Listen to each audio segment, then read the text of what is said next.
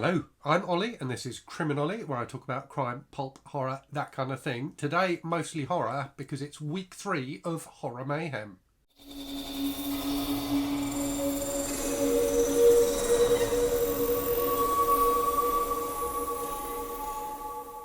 So I keep on forgetting to say in these weekly wrap-up videos that Horror Mayhem is a month-long horror-based reading event created by the Bookish Bryants and with a number of different booktubers hosting, including me. I'll leave a link to all of the host channels in the description so you can check out their videos and see what they've been reading for Horror Mayhem. So week 3, so there are themed weeks for Horror Mayhem, and week 3 was cosmic horror. That kind of subgenre of horror that's particularly associated with H.P. Lovecraft. So I have been reading some H.P. Lovecraft and also a couple of stories that were responses to H.P. Lovecraft and a bunch of other stuff as well. So I think last week I was bemoaning the fact that I'd had a bit of a rubbish reading week. This last week has been fantastic. I have read some brilliant books that I've really enjoyed this week. So I'm going to talk to you about all of those. So let's go through them. So the first thing I read, I think, was The Wasp Factory by Iain Banks, which was a reread for me. First read this many years ago. I really enjoyed this. There are some problems with it, but overall it's a really enjoyably gruesome and horrible tale. So it's about a young guy in Scotland whose dad is a complete lunatic. And who likes to torture animals and has also been responsible for the deaths of a few children, including some siblings of his. It's a really twisted and entertaining book. It's a bit like a grown-up Roald Dahl story in my opinion, but I really enjoyed the reread of this. I've done a full review of it, which will be going up on Thursday, I think, of this week. Oh no, it's already gone up. Sorry. I've done a full review of this, which went up on Thursday, just gone. Okay, I might be doing these out of order, but hey. I decided to read something non-horror as well. So this had come through in the post a week or so ago, Liarmouth by John Waters, which was just fantastic. I enjoyed this so much. It is a very amusing tale. So it's it reads a bit like an Elmore Leonard story or something like that, in that it's about a couple of kind of fairly low rent crooks who are basically trying to swindle people out of their money, and it's about the relationship between them, and also one of them's a woman, about her relationship with her ex-husband and her daughter. And it's just, I mean, it's, as you'd expect from John Waters, it's absolutely filthy. I really enjoyed it very much indeed. It's very funny. And you know, it's not too long, it's like 250 pages or something like that, but it rattles along at a good pace, and it left a smile on my face for most of it. It is, I mean, it's genuinely disgusting at times as well, but yeah, an entertaining read. Okay, then I read this, which I don't know if this is cosmic horror or not. It might kind of be cosmic horror. So this is You've Lost a Lot of Blood by Eric LaRocca. Actually, thinking about it, I don't think it is cosmic horror. So this is a really interesting short horror novel about a guy who's a serial killer, his relationship with his boyfriend, who becomes kind of an accomplice of his. So it's really about his mind, I suppose, and the book includes a novella that this guy has written, as well as a bunch of other things, so like poetry he's written and letters he's written and things like that. So I wasn't a huge fan of Eric LaRocca's last book. Things have gotten worse since we last spoke. I thought it was good but not brilliant, whereas this I thought was really good. I enjoyed this a lot. I have done a review of this as well. I'm not sure when it's going to be going up. Maybe this week, maybe next week, I don't know. I might put it in a Monday or Friday slot, but yeah, that will be going up at some point. Okay, and I've also been continuing to read this Moondance by SP Somtow, which is a an 80s werewolf novel. So doing a buddy read of this with MJ from Reading This Life. Really enjoying it. I've read it before, but really enjoying reading it again. And I'm going to be reading a bit more of this over the weekend.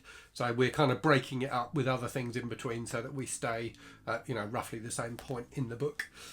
So I need to finish part 2 this weekend, and I may start part 3 as well if MJ's finished part 2. So onto the Lovecraftian stuff then, and the cosmic horror. So I'm going to use this as a prop, although only one of the Lovecraft stories I read is in this book.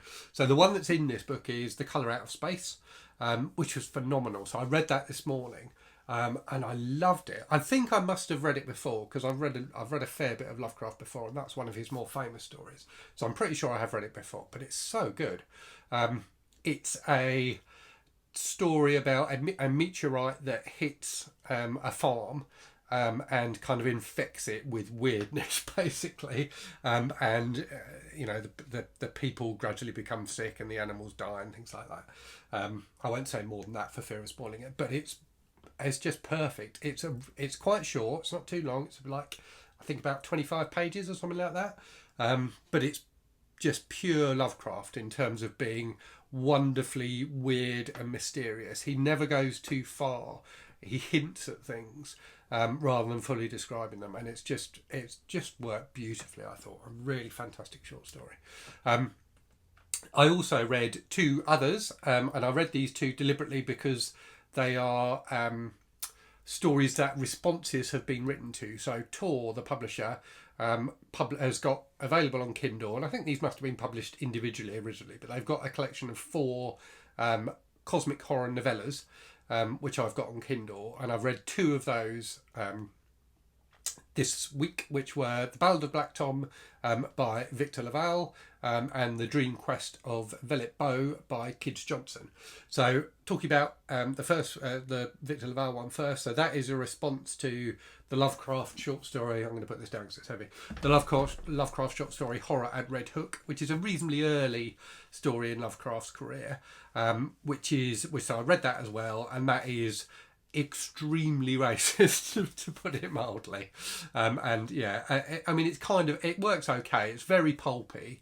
It's more like graphic than a lot of Lovecraft's work, and doesn't work quite as well because of that. But it's all, the main thing that hits you in the face with it is its racism. It's all about the kind of immigrant population in New York, conspiring with demonic gods and kidnapping white children and things like that, and a detective, an Irish detective, who's investigating it all. So it was okay. If you take the racism out of it, it's okay, but certainly not one of Lovecraft's best.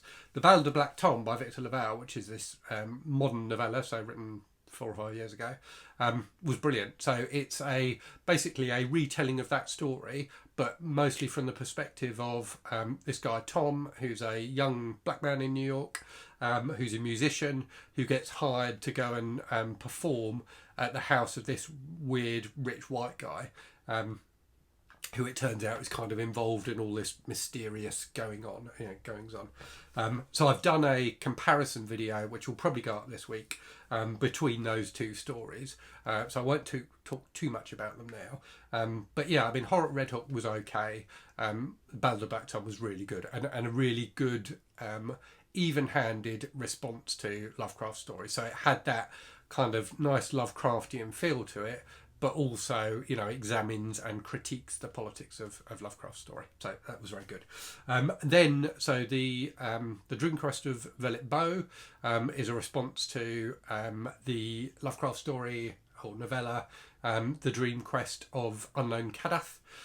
So the Lovecraft story is about this guy, Randolph Carter, who's in a few Lovecraft stories, who's a Bostonian, but who dreams of like this dream world, and it's about him going on a quest in this dream world to this city called Kadath, because at the start of the story he's had these 3 dreams about this wonderful golden city, and he's trying to find out where it is because he wants to really go there.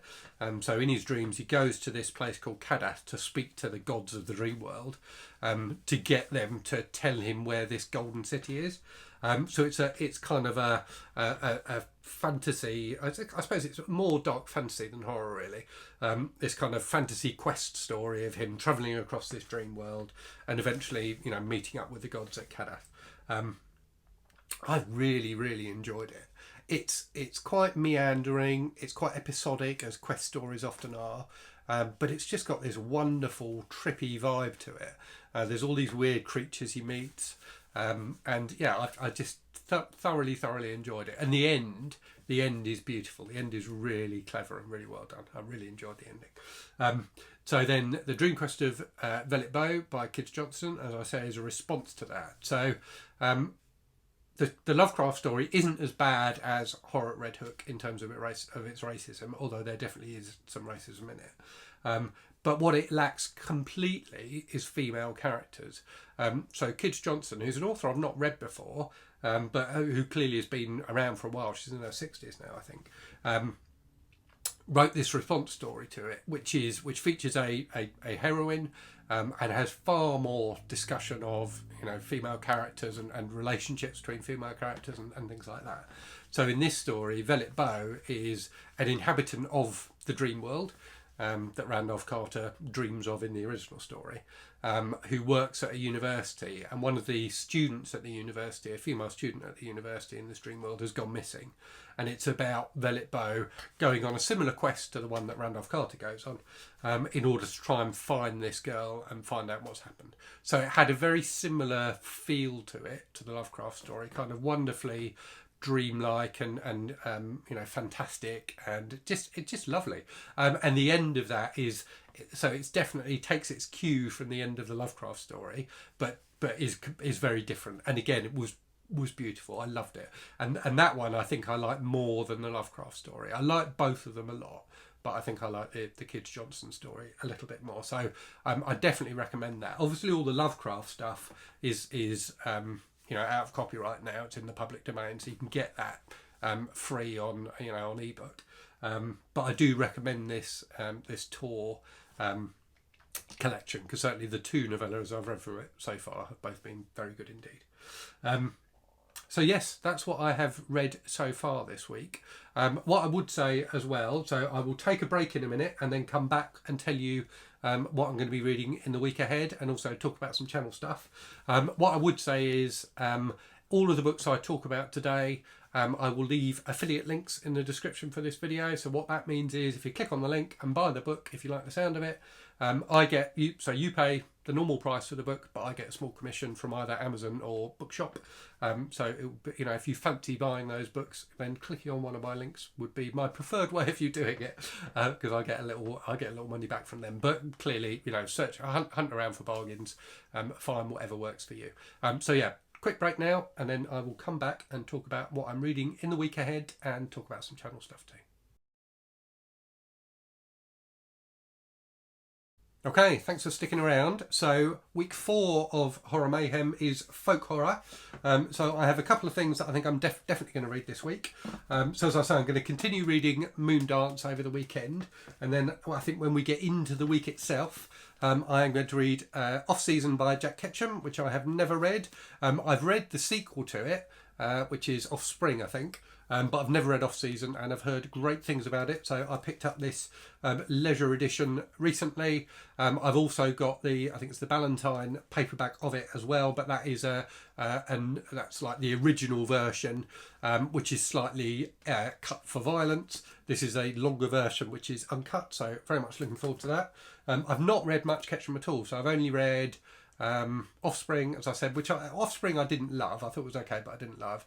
But Red by him, which I read recently, which was fantastic, and The Girl Next Door, which I think is excellent as well. So very much looking forward to that. And then I've also got this small press collection of short stories, which I did talk about in my first Small Press Friday video the other day. So this is the A Solemn Curfew and Other Dark Tales by Bev Allen. So a collection of folk horror. So yeah, very much looking forward to this. It was very kindly sent to me by the publisher, Dave Brzezinski, so I will definitely be dipping into this and reading at least a few of the short stories in it, and we'll report back on those next week. And what else am I going to read this week? Oh, and I'm also going to try and read The Great God Pan by Arthur Machin this week, which is one of those stories that I've been meaning to read for ages. I'm not sure technically if it's folk horror or cosmic horror, or I suspect a bit of both, but I've always fancied that, so I'm definitely going to try and read that as well. And then after that, I've also got, so I didn't get it out, I've got Manhunt by Gretchen Felker-Martin out of the library, which was heavily recommended by Say Kevy in their review of it. So I think I'm going to read this, probably try and read this week as well. I'm trying to keep it mostly horror in May. The John Waters book was the one exception to that. So in terms of channel stuff then, let's see. So in the last week, you have had the Garb August announcement video. So if you missed that, do watch that. So Garb August is shaping up to be the greatest event in BookTube history. We have 12 fantastic hosts for it. It's a month of reading utter trash in August, and I am very much looking forward to it, as I have say in pretty much every video I do at the moment. So that went up on Monday. On Tuesday, I did a tag video. And as usual, I've completely forgotten what video it was. Yeah, I can't remember. But there's a tag video on Tuesday. On Wednesday, I did a library tour with like a random bag from the attic. On Thursday, you have my review of The Wasp Factory. And yesterday, Friday, I did a giveaway video. So I've hit the lofty heights, which I never thought I'd reach, of 1,500 subscribers. So I'm doing a giveaway of these two books. Dark Spaces, which is a new horror anthology, and All the White Spaces by Ali Wilkes. Sorry, not Dark Spaces, Dark Stars, and Spaces on the Brain. So if you'd like to win one of those books, check out Friday's video and you can enter the giveaway. You've got another few days to enter that. So yes, giveaway video, and then in the week ahead, what have I got? I've got a book haul video on Monday. You may have noticed these stacks of books behind me are growing again. I did receive a massive bundle of trashy romance books in the post the other day, such as these. So those feature in the book haul video. God knows why I buy all this crap. Yeah, so those feature in the book haul video. On Tuesday, I'm doing the Thrilling Thrillers tag, which I was tagged in recently by AJ Dunn Reads and Writes. Wednesday, I will probably do another library tour, so I'll grab another random bag from the attic. Thursday will be a review. It will probably be that double header review I talked about of The Horror at Red Hook and The Ballad of Black Tom. And then on Friday, what am I doing on Friday? On Friday, I'm going to do my TBR for June on the Range. So that's what's coming up in the week ahead. Oh, and tomorrow, Sunday, I'm doing a video on what is trash. So another Garb August themed video to get people in the mood for Garb August. And speaking of Garb August, look what arrived on my doorstep today. The first bit of CriminOlly merch. Look at that, a Garb August bookmark. So Garb August on one side, and on the other side, CriminOlly made me read it. So I will be including these one of these bookmarks with each of the books in the giveaway. I'm going to be doing some further giveaways in the run up to Garb August of trashy books.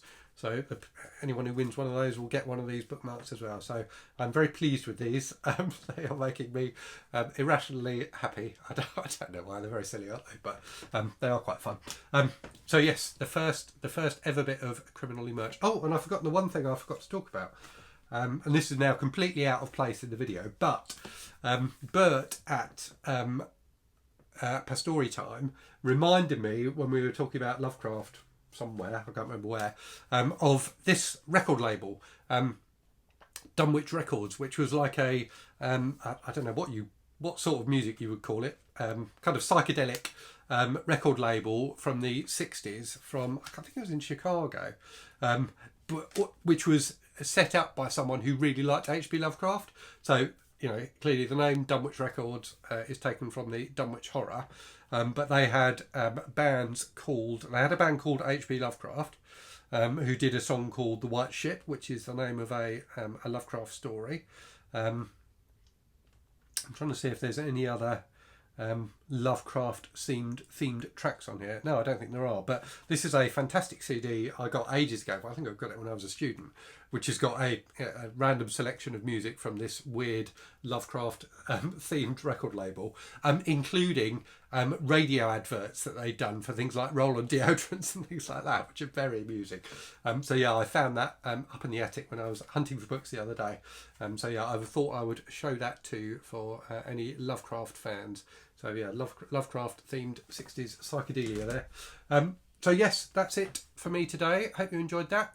Do let me know if you've read any of the books I talked about. As I said, I will leave links in the description if you fancy buying any of these. So both on Bookshop and Amazon if they're available on both. But yeah, as always, thank you very much for watching. Let me know, as I say, what you have read of these. If you've read any of them, let me know what you have been reading in the last week or so. And as always, hope you're safe and well. Hope you're reading good stuff, and I will speak to you again very soon. Cheerio.